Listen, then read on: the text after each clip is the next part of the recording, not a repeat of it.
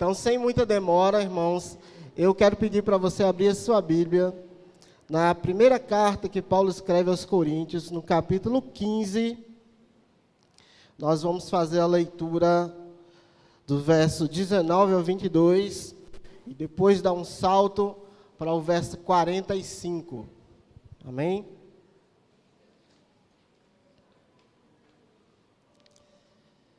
Primeira carta de Paulo aos Coríntios, capítulo 15.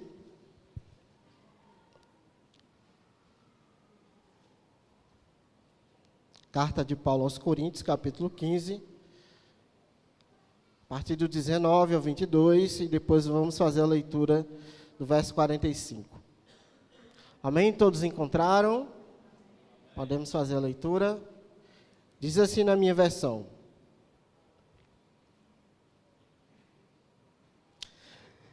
se é somente para esta vida que temos esperança em Cristo, somos de todos os homens os mais dignos de compaixão.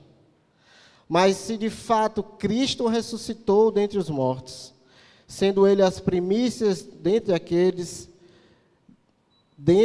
que dormiram, visto que a morte veio por meio de um só homem, também a ressurreição dos mortos veio por meio de um só homem. Pois da mesma forma como em Adão todos morrem, em Cristo todos serão vivificados. Agora vamos para o 45.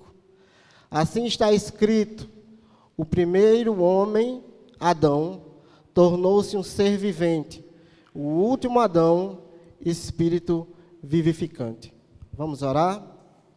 Senhor nosso Deus e Pai, continue a falar conosco através da Tua palavra, e que nosso coração possa entender, que a nossa mente possa ser iluminada acerca das Tuas verdades, Senhor. Nos ajuda, nos auxilia, esteja conosco, que nós possamos, ó Deus, pregar a palavra com fidelidade e, em nome de Jesus, entender aquilo que o Senhor tem para nós nessa noite. Assim que eu oro em nome de Jesus. Amém. Amém? Irmãos, domingo passado nós iniciamos uma nova série de mensagens aqui na igreja. A série de mensagens, ela é baseada numa pergunta que Jesus fez aos seus discípulos. E a pergunta é: quem dizes que eu sou? Essa é a pergunta que Jesus faz aos seus discípulos. E essa série de mensagens que nós iniciamos domingo passado tem o intuito de, à luz das Escrituras, à luz da Bíblia, olhar para como a Bíblia responde responde a esta pergunta: quem é Jesus à luz das Escrituras? O que é que a Bíblia nos revela sobre ele? No domingo passado, nós iniciamos com uma resposta, e a resposta a essa pergunta era que Jesus era o Cordeiro de Deus que tira o pecado do mundo. Na pregação de domingo, nós fomos convidados a olhar para toda a realidade do sistema sacrificial do Antigo Testamento e a observar que toda ela apontava, na verdade, para um sacrifício perfeito e suficiente que viria no futuro e apontava para Jesus. Com a pregação de domingo passado, nós podemos perceber que Jesus foi o Cordeiro de Deus dado em nosso lugar. Jesus foi a oferta de Deus, o presente de Deus, o socorro de Deus que veio do alto para pagar os nossos pecados. Mas a pergunta continua: quem dizes que eu sou? E a proposta dessa noite é dar uma outra resposta a essa pergunta. A proposta dessa noite é afirmarmos que Jesus é o último ou o segundo Adão. Nós, observando quando Jesus fez essa pergunta aos seus discípulos, lá em Mateus capítulo 16, lá nas proximidades do versículo 15, nós percebemos que para Pedro dar essa resposta adequada, essa resposta correta, dizendo: tu és o Cristo, Filho do Deus vivo, Pedro precisou de ajuda do alto. Porque quando ele responde e diz: tu és o Cristo, Filho do Deus vivo, imediatamente Jesus diz para ele: bem-aventurado és, Simão, filho de Jonas, porque não foi carne nem sangue que te revelaram, mas o meu Pai que está nos céus. E da mesma maneira que Pedro precisou da ajuda do alto para dar uma resposta adequada a essa pergunta, nessa noite, irmãos, nós carecemos da iluminação do Santo Espírito de Deus, para que nós possamos interpretar corretamente a Escritura e trazer a resposta dessa noite. Senhor, Tu és a nossa esperança, Senhor, Tu és o último Adão. Essa é a resposta que nós vamos dar a essa pergunta que Jesus fez. Quem dizes que eu sou? Nessa noite, nós iremos dar essa resposta. Jesus é o último Adão. Jesus é o segundo Adão. Tá, tudo bem. Mas o que significa nós afirmarmos? O que significa nós darmos essa resposta? Faz algum sentido para você essa resposta? Jesus é o último Adão. O que significa darmos essa resposta? O que é que está implícito nessa resposta que a Bíblia dá sobre Jesus? É isso que nós vamos ver nessa noite. Mas para a gente entender o que é que está implícito nessa resposta, eu quero convidar vocês para dar um primeiro passo. Eu quero convidar para a gente construir essa resposta, em primeiro lugar, observando o que a Bíblia fala sobre o primeiro Adão. Qual é a realidade do primeiro Adão? Quem ele é? Qual a importância dele para que a gente construa essa resposta, para que a gente caminhe nessa resposta? Bem, focalizando a nossa atenção no primeiro Adão, nós vamos observar que já no início da Bíblia, nas primeiras páginas, lá no relato da criação, o capítulo 2, versículo 7, nós já observamos que Adão, ele é formado do pó da terra, e sendo formado por Deus do pó da terra, é soprado dentro de si o fôlego de vida da parte de Deus, e ele só se torna alma vivente. O que mais que nós podemos aprender ou observar desse primeiro Adão que nos ajudará a entender porque Jesus é o último Adão? Nós percebemos que, além disso, irmãos, Adão ele é feito conforme a imagem e semelhança de Deus. De tudo aquilo que Deus havia criado, de todos os seres viventes que Deus havia criado, ninguém havia sido formado dessa maneira. Adão, tendo em si a imagem e semelhança de Deus, carregaria a dignidade de Deus, foi criado como um ser criativo, foi criado como um ser moral, e era alguém que deveria viver de forma a carregar a imagem de Deus dentro de si. O que mais nós podemos observar em Adão? Nós podemos observar em Adão que Deus lhe dá uma esposa, uma auxiliadora. E não apenas isso, Deus lhe dá a incumbência, a responsabilidade de governar, de sujeitar toda a criação de forma que reflita quem é Deus. É como se Deus fosse o governador de toda a criação e colocasse Adão como corregente. Então, nós observamos esse trato e essa forma com que Deus começa a dizer para nós quem era o primeiro Adão. Quem foi o primeiro Adão? Como se não bastasse, irmãos. Adão foi criado sem pecado, colocado como a coroa da criação, colocado como um regente de todo mundo, carregava em si a imagem e semelhança de Deus e desfrutava de comunhão com Deus, como nenhum de nós ainda desfrutou dessa maneira. Criado sem pecado, feito à imagem e semelhança de Deus, tendo toda a criação sujeita a Ele para governar em nome de Deus. É assim que nós observamos, em primeiro passo, quem foi o primeiro Adão. Até aqui, a história de Adão ela é marcada pela fidelidade de Deus, pela presença de Deus, pela provisão de Deus e ele é colocado no jardim do Éden.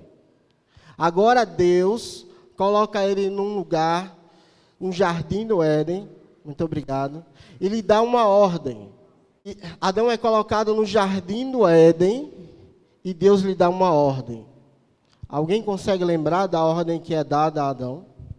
A ordem é a seguinte: de toda árvore do jardim comerás livremente, mas da árvore do conhecimento do bem e do mal, essa não comerás, porque no dia em que dela comerdes, certamente... Eu não ouvi.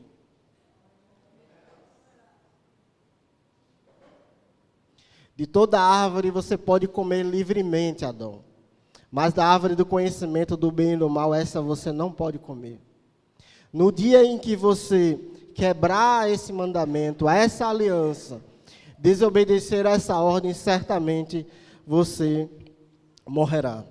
Irmãos, até aqui, Adão tinha em Deus e de Deus tudo o que ele necessitava para viver plenamente.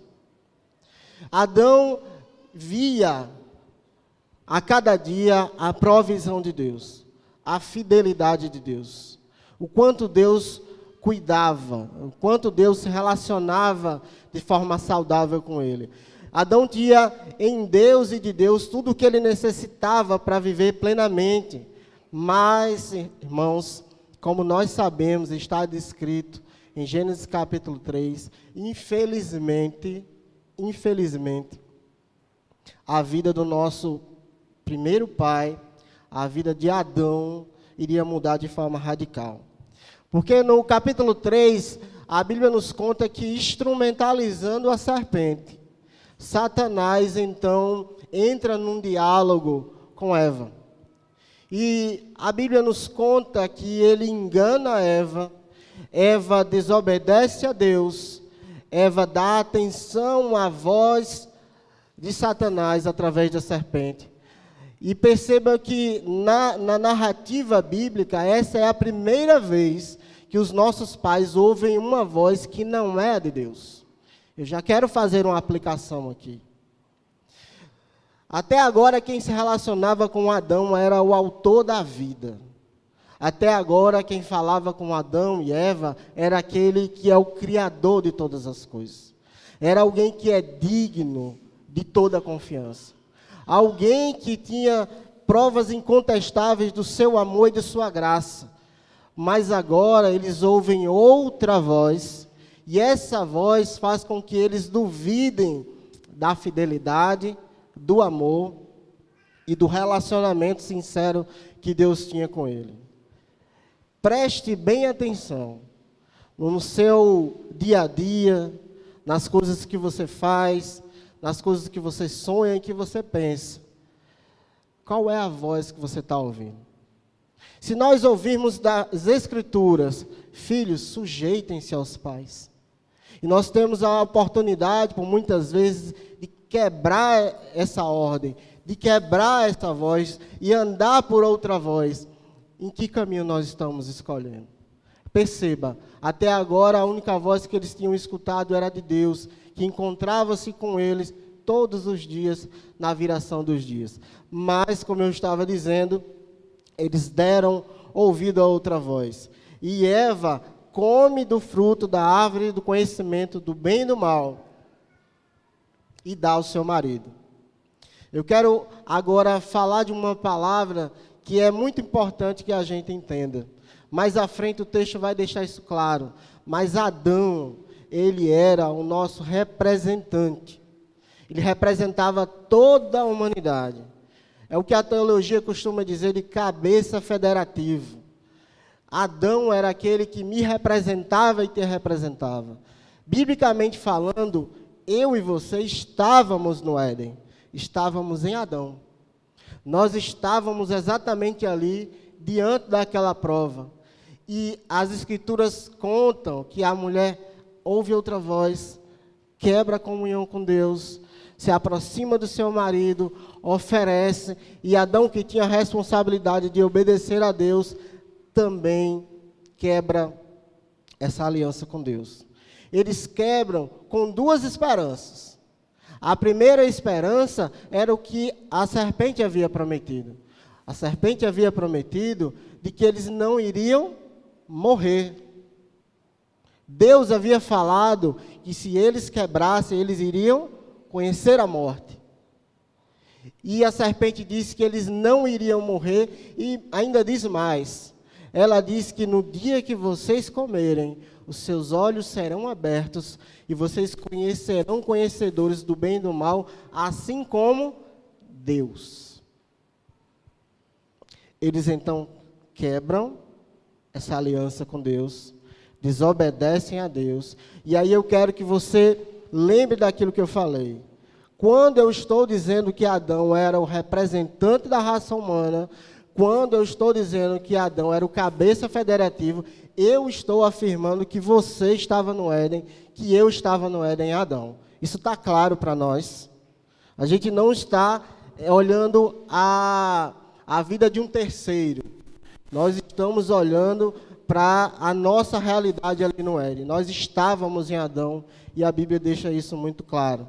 Então, com essa esperança de que não iria morrer e de que iria conhecer o bem e o mal, assim como Deus, Adão, então, come do fruto. E quando ele come do fruto, diferente do que a serpente prometera, ao invés dele ter esse conhecimento, o que na verdade acontece na história de Adão e na história de toda a humanidade, é que ele abre as portas para que o pecado entre no mundo, para que o pecado entre não só na vida dele, mas de toda a sua descendência.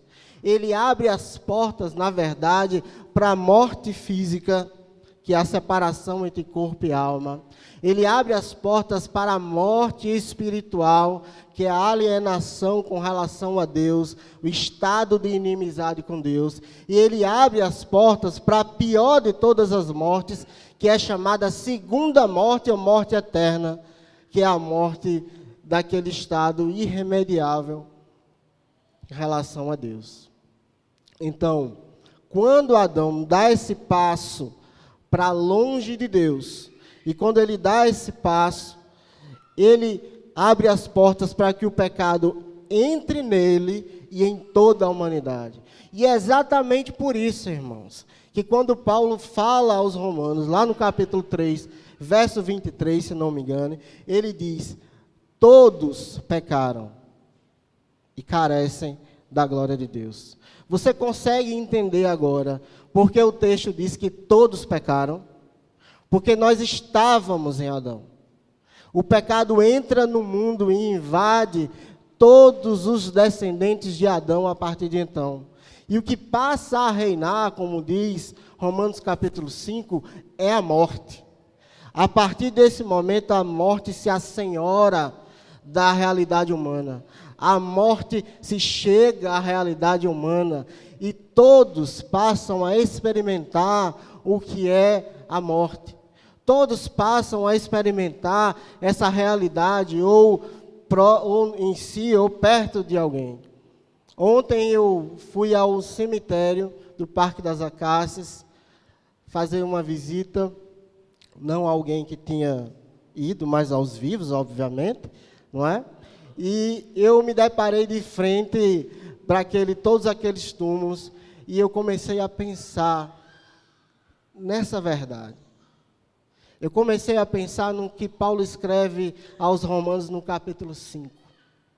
Eu comecei a pensar como é verdade, irmãos, que Adão abriu as portas para a morte.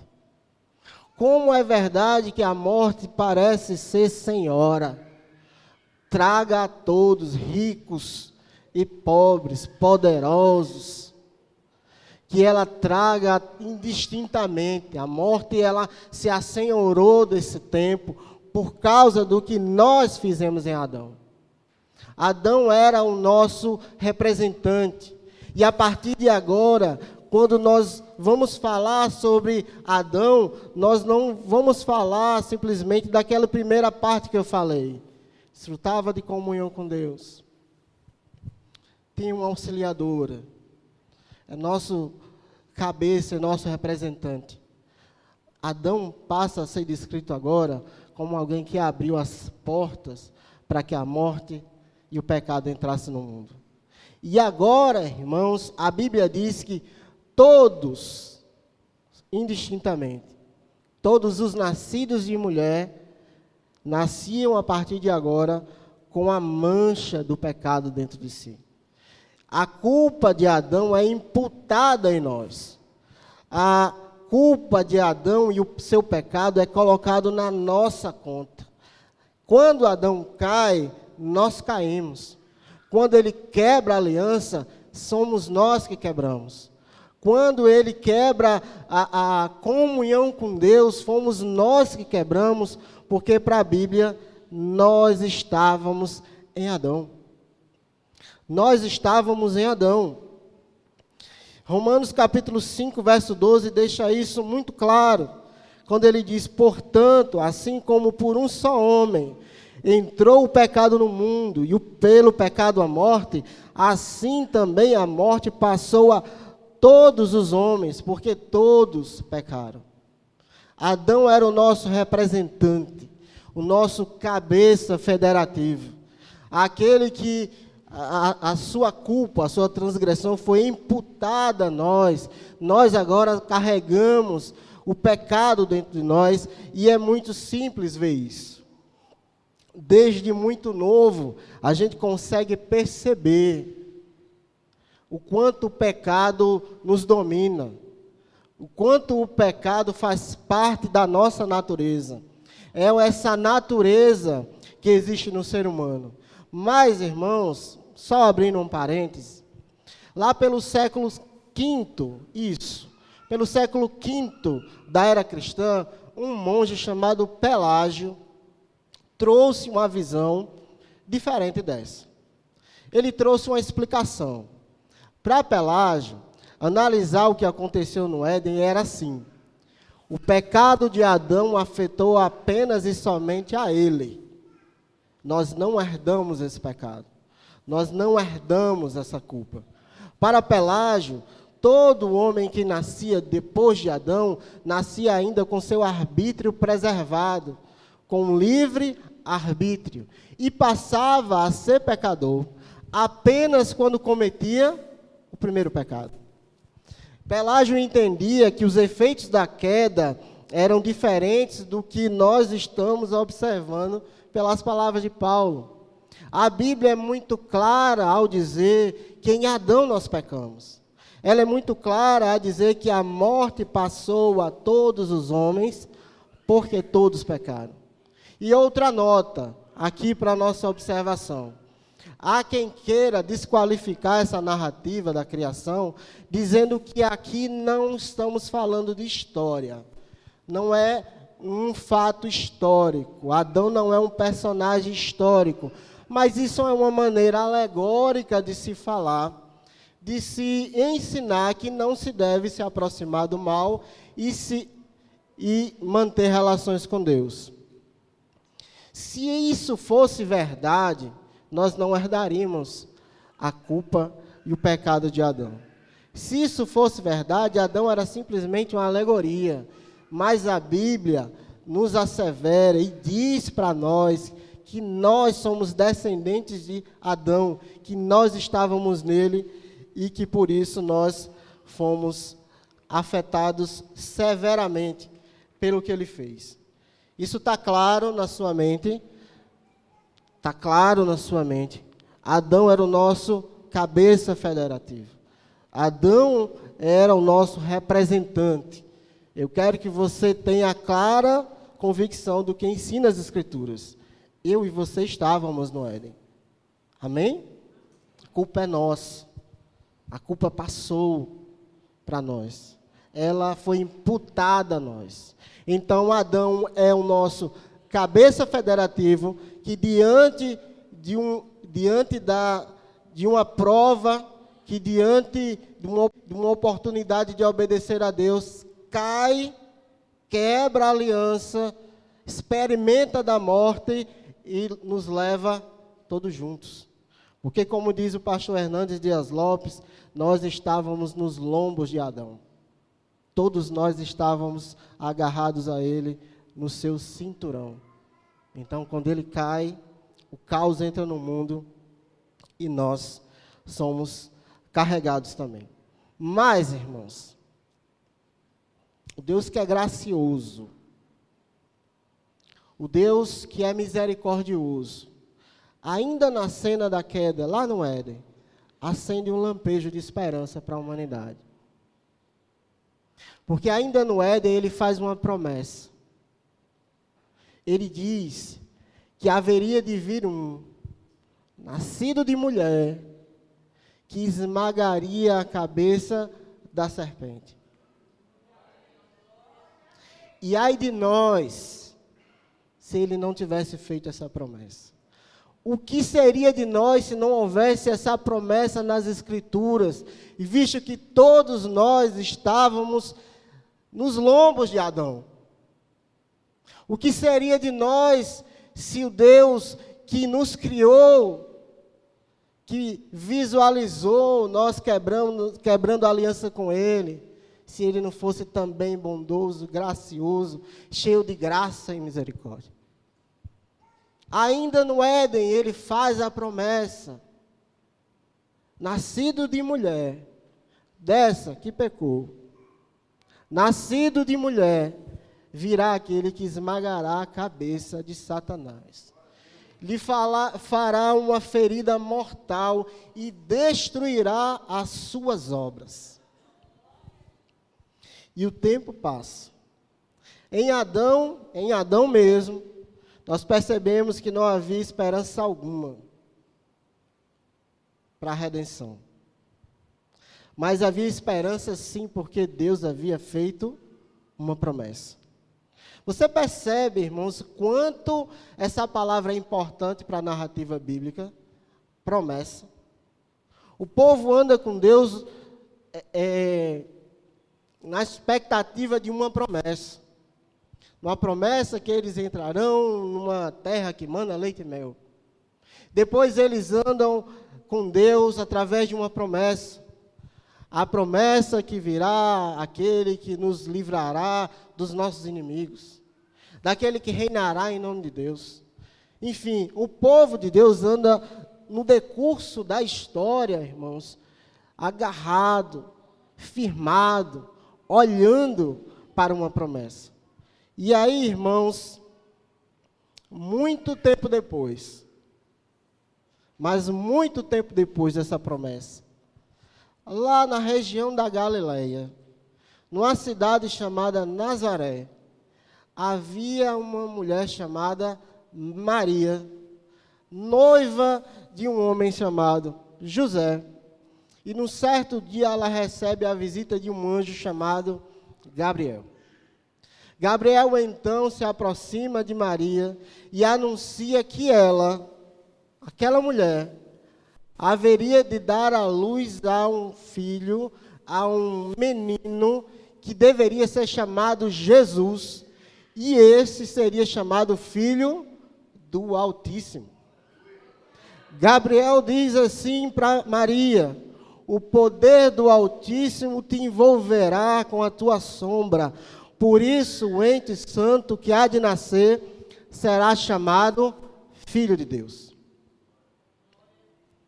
Lembra da promessa lá no Éden? Passa todo o Antigo Testamento.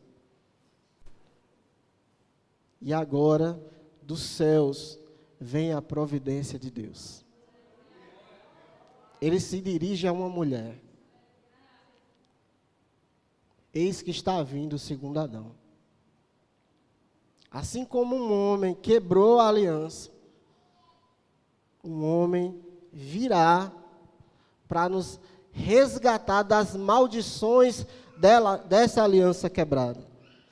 E diz que lá quando Paulo escreve aos Gálatas, no capítulo 4, verso 4, Paulo diz que na plenitude, vindo porém a plenitude dos tempos, Deus enviou o seu Filho, nascido de mulher, Paulo diz que na plenitude dos tempos, no tempo oportuno, nem um segundo atrasado, nem um segundo adiantado, no tempo de Deus, na hora de Deus, na plenitude dos tempos, porque Ele tem o controle sobre tudo e sobre todos.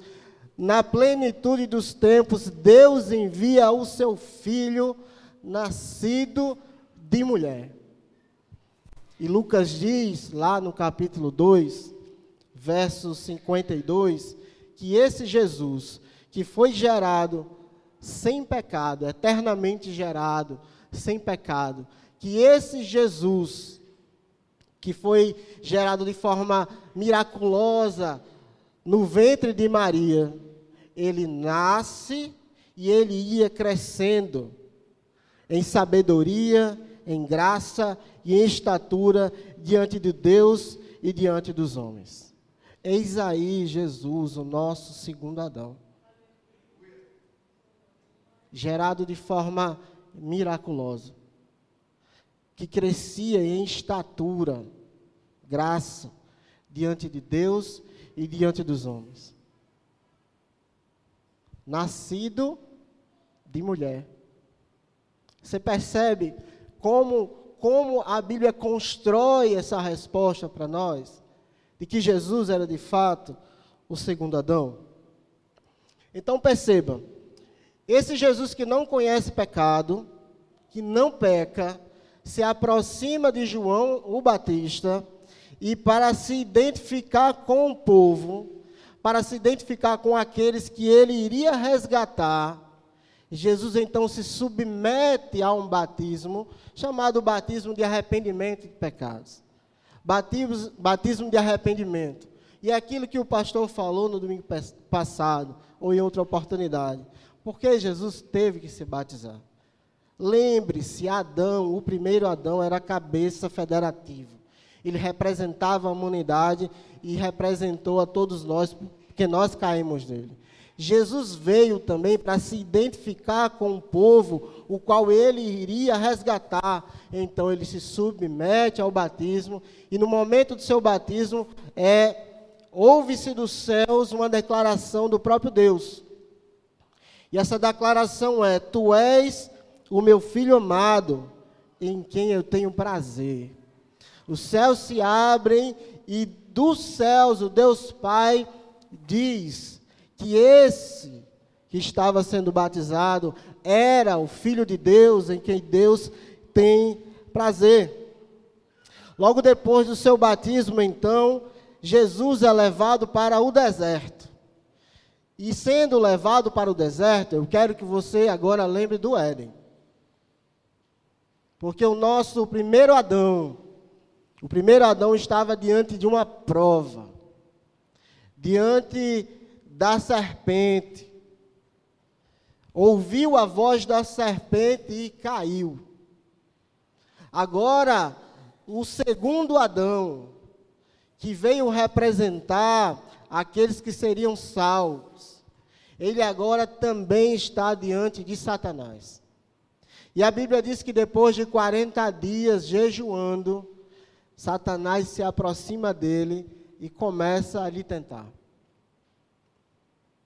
Diferente do primeiro Adão, Jesus vence, triunfa sobre o mal, não cai nas armadilhas de Satanás, permanece fiel a Deus e termina o seu diálogo com Satanás dizendo o seguinte: retira-te, Satanás, porque está escrito: ao Senhor teu Deus adorarás e somente a Ele darás culto. O nosso segundo Adão vence. Ele não conhece pecado. Porque o primeiro nos arruinou com o pecado.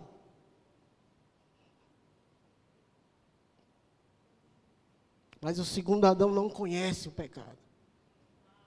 Ele resiste ao pecado. E a Bíblia diz que isso não é brincadeira não, irmãos. Hebreus capítulo 4, verso 15, diz que nós não temos um sumo sacerdote que não sabe o que é padecer. Ele sabe. E ele foi tentado, a nossa semelhança, de todas as formas, mas não pecou. Jesus está sendo construído pela narrativa bíblica como o legítimo representante que foi enviado por Deus, que ele poderia nos representar plenamente, porque era 100% homem. Lembre-se de que um cabeça federativo caiu e nos levou à ruína, mas Deus manda o seu filho, nascido de mulher, como cabeça federativo, que agora resiste ao pecado, enfrenta as forças de Satanás, vence as obras de Satanás, não cai, não falha diante da prova. Ele pode nos representar, nele nós podemos depositar a nossa confiança. E diferente do primeiro, Jesus vai até as últimas consequências. O primeiro fracassa, desobedece. O segundo, Adão, é obediente até as situações mais angustiantes.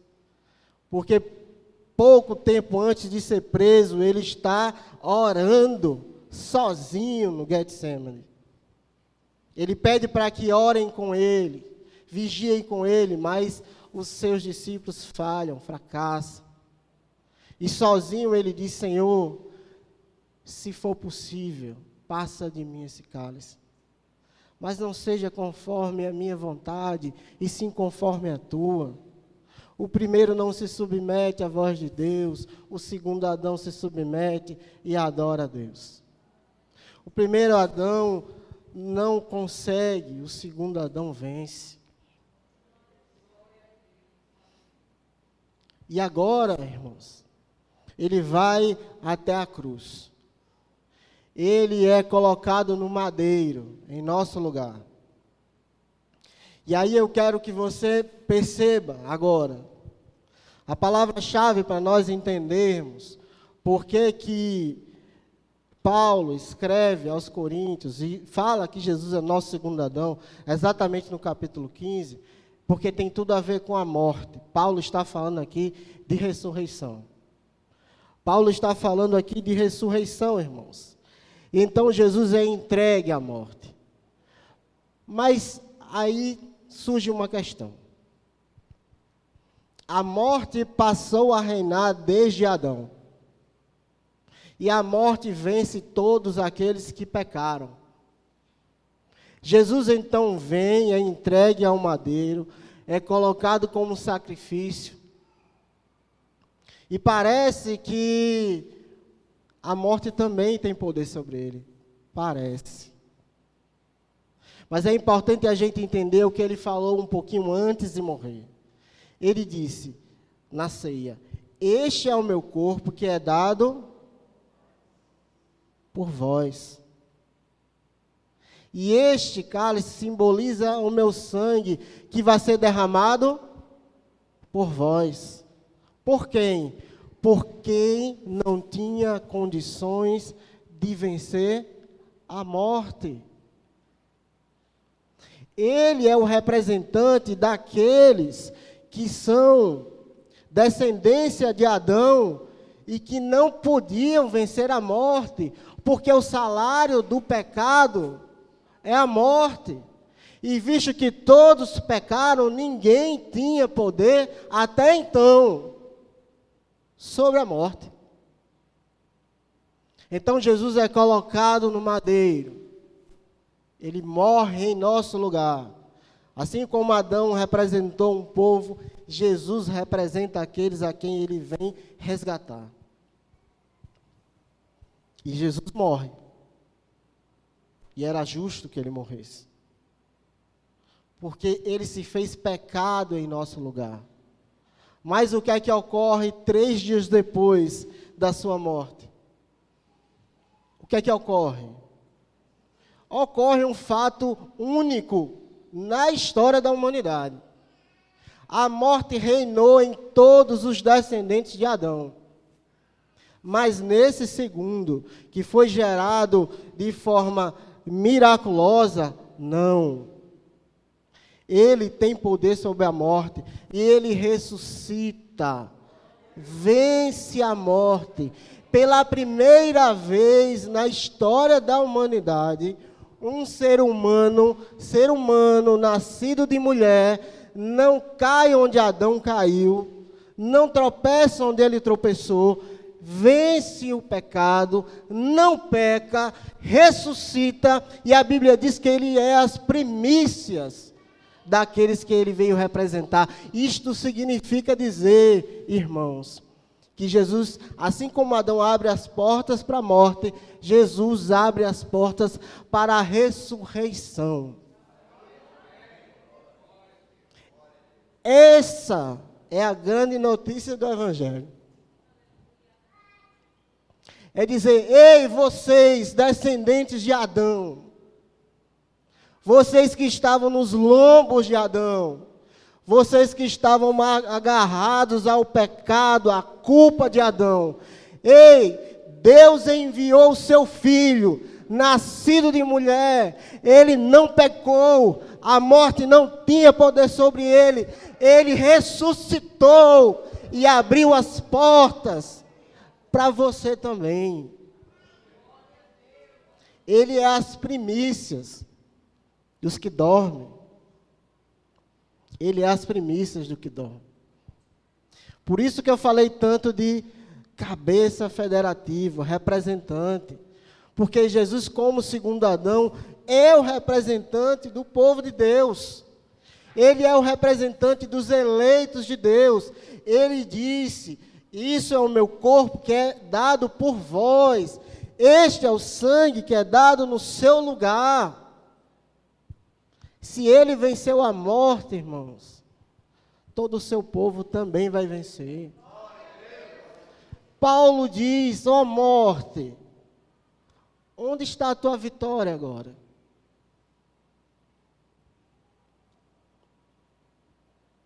Ele diz: a morte foi tragada pela vitória. Onde está o teu aguilhão? Onde está a tua vitória? Ó morte, você foi vencida pelo segundo Adão. Você foi vencida pelo Filho de Deus. Você foi vencida pelo aquele que não conheceu o pecado, que nos representou plenamente, porque foi plenamente humano. Jesus é o segundo Adão.